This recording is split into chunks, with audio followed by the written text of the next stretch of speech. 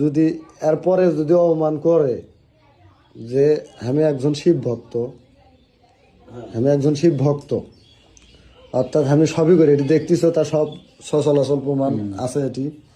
তো যাই হোক, যদি হামাক যদি অপমান করে ভাই, যার পরবর্তী দ্বিতীয়বার যদি আবার এই শরীরে প্রবেশ করে, তাহলে তার পরিণতি কিন্তু ভয়াবহ হবে। শোনেন অর্থে কি করছে সত্যি জুল আবার ঘর করে, তাহলে ওদের অগ্নিকুণ্ডলী আছে, আমরা ছেড়ে দেবো, জুল জিন হয়েই থাকে, ও আমাকে অগ্নিকুণ্ডলের মধ্যে বা সশরীরে বার গিয়ে আমাকে দেখাবি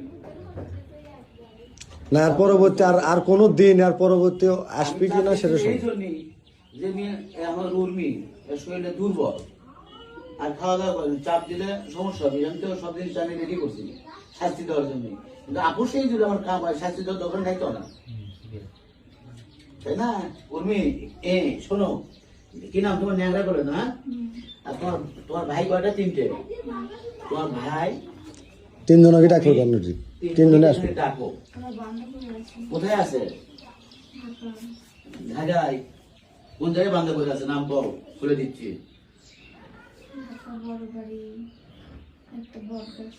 ঢাকা বড় বাড়ি, বড় গাছের পিছনে কি সামনে?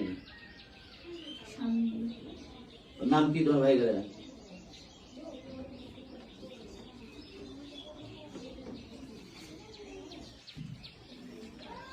কি নাম তোমার ভাই? তোমার দিদি বোবা।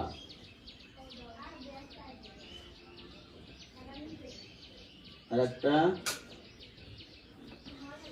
ন্যাংরা তুমি, আর একটা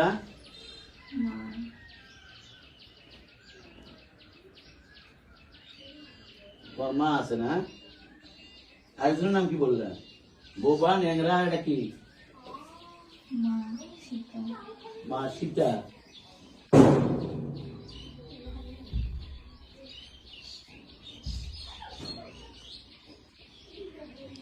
আর যাওয়া নাই, এটা আমার আসল ঘর থাকবে, আমার দরকার। এই মুহূর্তে আর ছাড়ে দেবো।